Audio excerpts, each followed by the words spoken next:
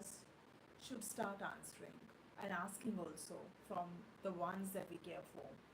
So, welcome back to the Front Edge, and I want you to picture what is happening around you.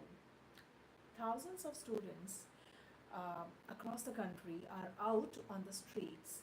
They are holding, all those boards demanding accountability and fighting desperately for a future that they spent years and sometimes over a decade building. So if you are and one of those students watching this right now, and you are facing sudden exam cancellation, unfair institutional policies, or massive career roadblocks, I need you to know something. Your anger is 100% valid. And think about your routine for the past few years. You study 12 to 14 hours a day, you isolate your own friends, your family, your social life. You put everything, every ounce of your physical and mental energy into preparing for one defining moment when you become a doctor. And then, because of some system failure, institutional corruption, or some administrative negligence, the rug is pulled out from under you. Your immediate reaction? It has to be panic, right? Despair, or a burning heavy rage, anger. And so, what do? You open your phone or your laptop and you type out an emotional message, a furious one, social media post, or a desperate email to the authorities. But the fact is, pain, and it's really painful, okay? Nobody wants to tell you when you send an emotional, unstructured plea to a massive institution, they ignore it. They look at it as noise and they close the tab and they throw it away. And today we are not talking about basic school grammar. We are going to talk about survival communication.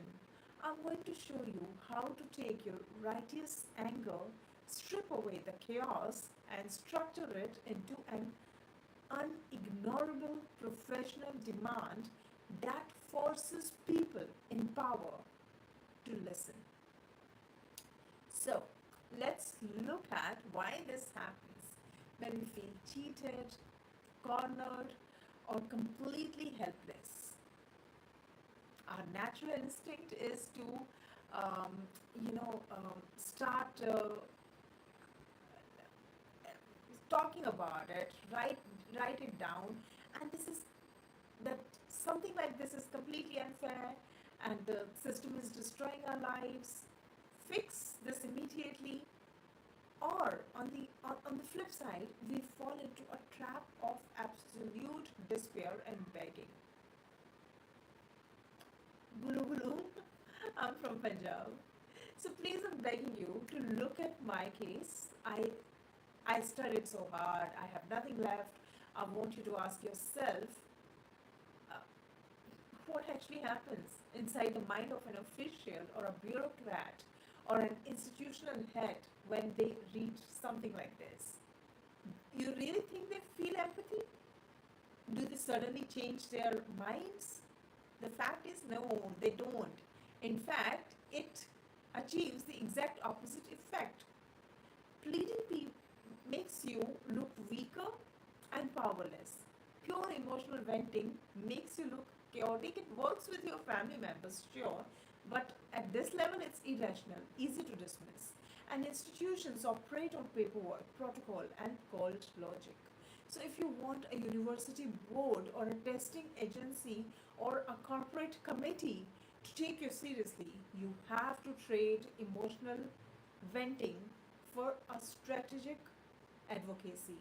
So you have to make your communication so objective, so sharp, and so undeniable that they physically cannot look away from it. And that's the whole funda. So, to make authorities take you seriously, you must use a 3-step framework. So whenever you write a formal complaint, an institution, like you know, an appeal to an institution, or say a protest letter, you need to break it down piece by piece. And there are few steps that you need to follow. Like the first step should be state the facts objectively. Your very first sentence must kill all emotional adjectives. Never write this is terrible, shocking, disastrous, like it's a failure to an institution. Terrible is an opinion, not a fact. Instead, you must state the verifiable data, right? Uh, on this date, the evaluation result displayed a 40% anomaly in standard score distributions. So, when you lead with hard facts, you strip away their ability to argue with you. Let the data carry the weight of your argument, and that will be the smartest thing to do. And the step two would be define the impact clearly. Now you talk about what you're going through, but not in an emotional way. You scale the damage without sounding like you are whining or begging. The weak way, I'm so stressed, my life is ruined, and I don't know what to do. A strong and assertive way would be this systematic compromise directly impacts the career and legal eligibility of over 200,000 candidates who invested years of rigorous preparation. So, by framing it this way, you shift the narrative from a personal sob story to a massive systematic liability that they are legally and morally forced to address. So, there's a difference. And step three, demand action directly with a timeline. Do not say, oh, read it, please get back to me. This is where most people fail. They end their emails with with sentences like that.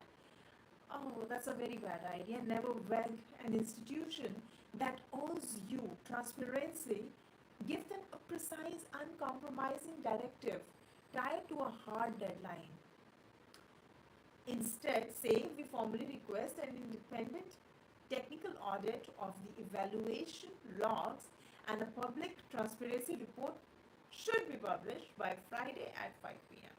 So, when you provide a clear action and a deadline, you take control of the timeline, and that makes a huge difference. People really work if you give me some work and I'll do whenever, I would never do that work, to be honest. Give me a timeline, I'll do it, I'll try to finish it. So that's what deadlines do to you. It's it forces you mentally. And I know that right now many of you are dealing with official emails, drafting formal appeals, or trying to figure out how to voice your problems without sounding helpless. So let's make this a space, a workshop for your real world problems. And I want you to paste a draft of a complaint, an appeal, or a formal message you need to send out into the chat. And don't worry about being polite or politically correct. No need for all that. I'm here to check all those things, and I'm going to audit them live right now. um, so let's start it. Let's see how, what all you have in your mind, what all you want to say to the system. Okay, so you can say, sir, you guys I mean, there are mails like, sir, you guys have leaked the paper and it's completely unfair to us.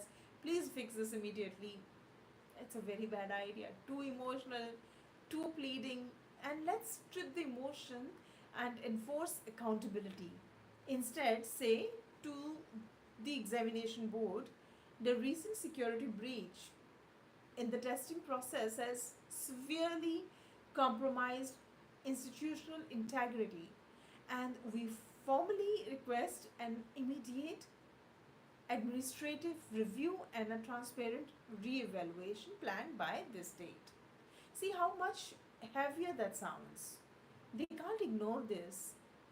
And other than that, tell me what other, what even if you are not drafting an email, but you have come across to something that you would like to discuss with me, go ahead and like no paste it. We'll look at it together and we'll see how things could be done differently that would have made a huge difference.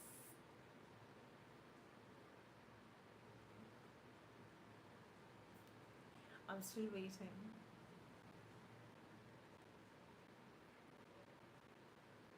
Okay. So, I would suggest you never beg an institution that owes you a duty of care. You don't ask for your rights, you assert them through flawless, structured language. Precision is power. So, when your sentences are short, active, and factual, you project the aura of a leader and a strategist, not a victim of circumstance. And the power of paper trail is big, okay? It's a huge thing. So, in the moment of crisis, verbal promises mean nothing. Always document everything in writing using the assertive appeal framework. A clear, factual paper trail projects you when spoken words fail. And now, I want you to remember this core principle above all else, okay? Your voice is your greatest weapon in a crisis. Don't blunt it with panic. In fact, sharpen it with structure. And if you are writing an appeal, an institution complaint, or a professional grievance tonight, use the assertive appeal formula and strip away the emotion, state the hard fact, and demand the correct action with absolute confidence because you deserve it. And if this session helped you bring any clarity and power to your voice during a heavy time, please share this link with someone who needs to hear this and subscribe to the Fluent Edge for more communication strategies that matter. And stay strong, protect your future, and keep building your own Fluent Edge. That's it for today. See you soon at the same time. Till then, take care. Stay assertive.